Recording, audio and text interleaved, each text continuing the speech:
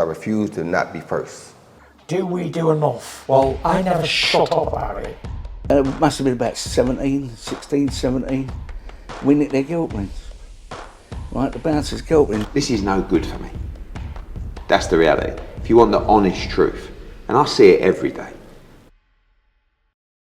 This is Umar Ahmed for IFL TV, proudly sponsored by Everlast. I'm joined by the victorious Amo Williams at the O2. Another stoppage victory. Sum it up for me, Amo. Man, it was good, you know. Got to deal with different type of fighters. Got to deal with some people come in dirty. Great experience for me, taller fighter, you know. Is what it is. Still got the knockout, got the stoppage. 10th knockout, 14th fight. Keep moving forward. River was taking a lot of punishment in there. A good call from his corner to throw the towel in? Yeah, definitely. You know, sometimes coaches got to stop their fighters from ending their entire career. He is super split over the top of the eye. And at that point, he was just starting to bail out, trying to do dirty things, headbutts, clinches, stuff like that. So, you know, sometimes it's better for the team to stop it for their fighter, if they care about him. Happy to box in London as well? Yeah, third time boxing here. 2 knockouts out of 3, you know, doing pretty good. I'm happy. Me and my team, of course, got to go back to the drawing board. We still got a lot to learn, a lot of things to do. Big 2023 on the way still. Got that fight out the way, so now it's time to get back in the gym, get better. Let's just have this final say on this whole Felix Cash thing. Is this dead now for you? To me, it's dead. You know, I'm going to let my manager deal with that situation. The terms on that fight definitely changed. I feel like going in, it would have been a 50-50 thing.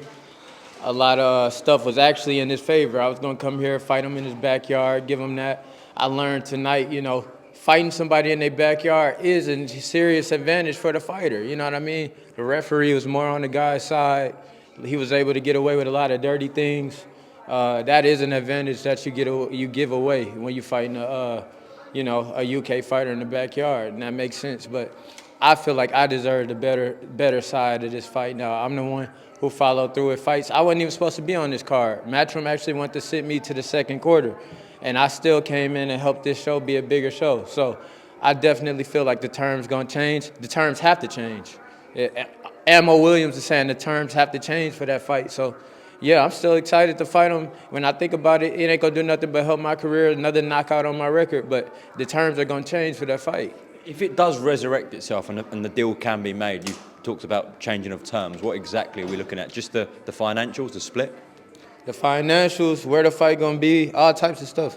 I mean, he's pulled out of multiple fights. I'm scared to invest myself into a camp. He the type of fighter that pull out a day before a fight. He's done that multiple times. I feel like, you know, if somebody does something more than once, you can only fool me one time. I'm not a person that's going to act like stuff didn't happen. He's a quitter. He has to sit at home and realize that he continues to pull out of fights when the time comes. All I know is the nerves probably catch up to him, and those voices in his head get to talking, and he pulls out because he's a coward. He's a coward. So if we're going to fight him, it's going to be on my terms. Okay, just away from him, what is next? If it's not Felix Cash, what's Eddie said to you about what is next for you? Eddie told me, you know, we're going to just sit down and draw something up and think about what is next. Feeling like it may be time to move on, but I don't know who's out there right now. We got to go and scope the landscape and see what the best move is. But it's definitely going to be something big. Like I said, I came here only a week to acclimate to a 6-hour difference. Stuff like that, most of the time here, just adjusting to jet lag and then get in the ring and fight. That's tough, you know what I mean? That's tough for a fighter. But I put myself in those positions because I believe in myself. And I don't care what the situation is, I'm going to get the job done. Even if it ain't as pretty, you know, I'm going to get the job done. I'm going to get the knockout. So I just feel like we got to come up with something that makes sense for me, something that rewards me for always being ready to go anywhere around the world, fight, always getting a great performance, always getting a stoppage. I feel like it's my time to kind of be on a real A side for real. Anyone can get the smoke? Anybody. It don't matter. It don't matter where, when, how, whatever. But right now I got 2 belts, and I fought real fights to get them. I fought undefeated fighters back to back. I fought guys that have never been knocked out. I fought guys that had 30, 40 fights. I fought guys, you know, I've done it. I've really put it on the line. So I feel like it's time for me to be rewarded. I'm the one that shows that I'm always going to show up. I'm always going to be ready. I never miss weight one time. It's my time now. Well done on your win. We'll speak soon. Thank you so much. Because I refuse to not be first. Do we do enough? Well, I never shut up about it. It must have been about 16, 17. We nicked their guilt rings. Right, the bouncer's guilt ring. This is no good for me. That's the reality. If you want the honest truth, and I see it every day,